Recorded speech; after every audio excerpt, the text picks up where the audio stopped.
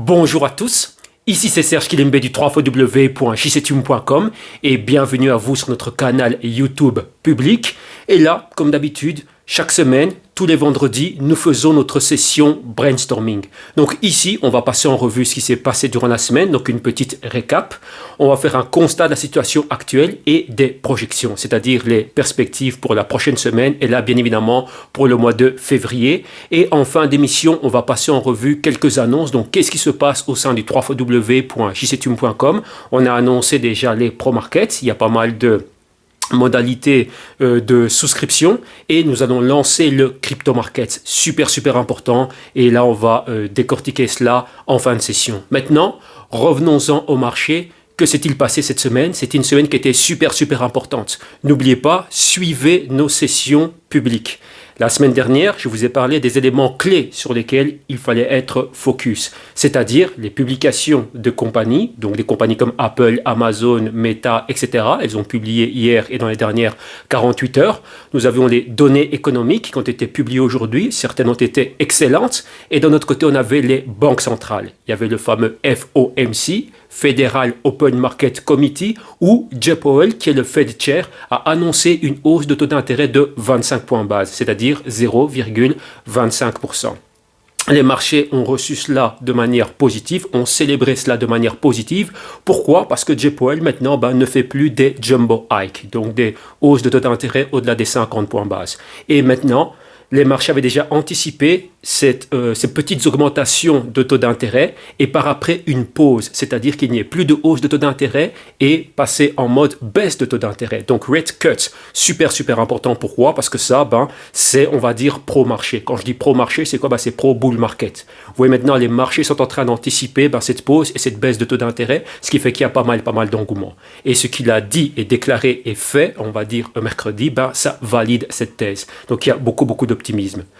Jeudi, le jour d'après, on a eu la BCE, donc Banque Centrale Européenne, et la BOE, Banque d'Angleterre, qui ont monté les taux d'intérêt de 50 points base. Elles ont eu un discours qui était très hawkish. Hawkish, rappelez-vous, ça veut dire quoi? Tout simplement, ça veut dire négatif pour les marchés. Et lorsque le discours est dovish, ça veut dire c'est positif pour les marchés. Donc Madame Lagarde et Monsieur Bailey, donc gouverneur de la Banque d'Angleterre, Madame Lagarde, présidente de la BCE, leur discours était hawkish. Pourquoi? Parce qu'ils veulent continuer à lutter contre l'inflation, la ramener à 2%, continuer à monter les taux d'intérêt, mais d'un autre côté, un élément qui est super important, alléger leur bilan, ce qu'on appelle en anglais le fameux balance sheet. Donc rappelez-vous, ces banques centrales ont un portefeuille qui est constitué de bons, et donc il y a un programme d'achat de bons. Maintenant, elles vont faire l'opération inverse, c'est-à-dire revendre ces bons. Et donc là, clairement, ça fait quoi au niveau des marchés? Il y a moins de liquidité. C'est un point qui est super important. Donc, à la fois monter les taux d'intérêt et en même temps abaisser le bilan, c'est négatif pour les marchés. Mais vous voyez que les marchés ont quand même réagi de manière positive. Pourquoi? Parce que on sent bien qu'elles arrivent en fin de leur cycle de hausse de taux d'intérêt. C'est un point qui est super important. Et d'un autre côté, l'inflation est en train de baisser petit à petit et l'économie résiste. Malgré ces conditions restrictives, donc lorsqu'on a des taux d'intérêt qui sont super hauts, c'est pas idéal pour l'expansion économique, etc. Donc ça, c'est ce que nous vivons maintenant, mais on voit que l'économie se maintient. Donc on se dit, ok, même s'il y a une récession, il y a une contraction ou je ne sais quoi, on va résister, ce qui fait que ça va être quelque chose qui va être, on va pouvoir gérer ça comme des chefs. Donc en gros, ça ne va pas impacter les marchés bien plus que cela. Et n'oublions pas qu'on a déjà eu beaucoup de négativité dans les marchés durant toute l'année 2022. Donc maintenant, tout ça, ça valide le retour de l'optimisme. Maintenant, ce que nous voulons voir, est-ce que ça va être consistant? Donc clairement, est-ce qu'on peut se dire que a-t-on atteint le bottom, donc le support ultime, et qu'à partir de maintenant, on monte? Les marchés se sont déjà précipités, ils ont déjà anticipé cette récupération, mais par après, on va voir les données économiques valider cela. Donc c'est très important maintenant, en 2023, de comprendre ce qui se passe au niveau fondamental. Donc quelles sont les données fondamentales qui sont super importantes? Et bien, parier sur les bons actifs, donc là, sur cette récupération, les actifs qui vont générer des méga retours. Si toutefois, on peut se dire que nous sommes dans cette phase de transition et qu'on est vraiment au début d'un nouveau bull market. Donc ça, c'est un point qui est super important. Donc on a constaté beaucoup d'engouement au niveau des marchés. Donc les marchés avaient anticipé la hausse. Quelques secousses après les publications de pas mal d'entités, donc Amazon, on a eu Google, donc Alphabet, Meta, c'était pas mal. On a eu Apple. Et ici, il faut noter quelques points qui sont super intéressants. Pourquoi? N'oubliez pas que nous sommes en février 2023, donc nous sommes dans le premier trimestre 2023, mais ces entités ont publié leur Q4 2022, donc le dernier trimestre 2022. C'est un point qui est super intéressant. Il y en a vu pas mal de baisses, notamment au niveau de Apple, Meta qui a perdu pas mal d'argent, etc. Mais l'élément qui a plu au marché, ce sont leurs projections pour l'année nouvelle. Okay, donc là pour 2023, donc l'année fiscale en cours. Et c'est un point qui est super important. Meta a perdu beaucoup d'argent dans leurs investissements métavers, mais il y a un programme de rachat d'actions, ce qui fait que ça a été célébré dans les marchés. Vous voyez qu'aujourd'hui, Meta décolle de près de 20%. Donc, on regarde déjà, on met, si vous voulez, on oublie, enfin, c'est pas qu'on oublie, mais on se dit, OK, on va se centrer et se focaliser sur la croissance future de cette entité. Et maintenant, c'est quelque chose de super bon pour eux. Donc là, nous le voyons. Et au niveau de Apple et tout ça, elles ont été fort touchées en aftermarket, donc après la clôture des marchés, post-publication. Et maintenant, on se dit, OK, on savait déjà que c'était quelque chose de négatif. Pourquoi? On a vu tout ce qui s'est passé. Donc les problèmes en Chine, supply chain et ces éléments-là. Et les ventes de iPhone, c'était pas top. Bien évidemment, vu les problèmes qui se sont passés en Chine, on se dit, OK, tout ça, c'est le passé. Nous, on se focalise sur le futur. Et au niveau du crypto market, on a vu cet engouement. Vous voyez que c'est fort corrélé à ce qui se passe au niveau du stock market. Donc prenons l'indice Nasdaq. Okay, donc BTC, Nasdaq, BTC, indicateur de tout ce qui se passe au niveau crypto, nous voyons qu'il y a une forte corrélation.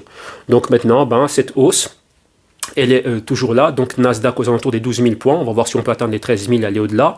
Et BTC dans la région des 23 000 $. On va voir est-ce qu'on peut atteindre les 25 000 et aller au-delà. Rappelez-vous, ça ce sont les marchés, donc les indices qui anticipent cette récupération.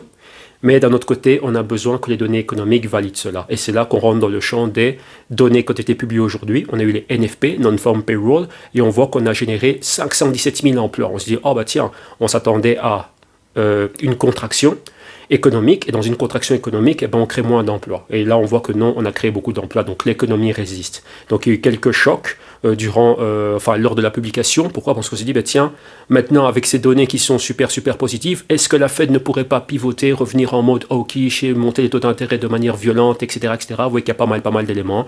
Donc on a vu pas mal de turbulences au niveau des marchés, mais ça a réussi à se récupérer et on maintient le momentum aussi. On va clôturer la semaine avec une note positive. Crypto markets corrélé à cela, c'était les mêmes fluctuations de prix et là on se maintient en momentum positif. Bien évidemment, les marchés seront fermés samedi et dimanche et on verra ce qui va se passer au niveau du crypto market. Si l'engouement se maintient, donc samedi positif ou flat, dimanche positif ou flat, clairement, vous voyez que ça nous donne une idée de comment les marchés pourraient évoluer la semaine prochaine et pourquoi pas durant le mois de février. Et on a encore eu d'autres données économiques qui ont été publiées qui nous montrent que nous sommes en phase de contraction, mais on commence à s'améliorer quelque peu. Donc là, ce sont des choses qui sont un peu plus complexes et ça, c'est ce que nous décortiquons au sein de notre Pro Markets. Donc vous remarquez, dans tout ce que l'on fait, on parle beaucoup fondamentaux, mais maintenant, n'oubliez pas, dans une année de transition, nous avons besoin, c'est complémentaire, c'est-à-dire l'aspect micro, donc les marchés et ce qui se passe au niveau macroéconomique, donc les fondamentaux, c'est complémentaire. Afin d'être sûr pas d'être sûr, mais de mettre un maximum de chances de notre côté, qu'on se dise, OK, maintenant, on est reparti pour un bull market, expansion économique, etc.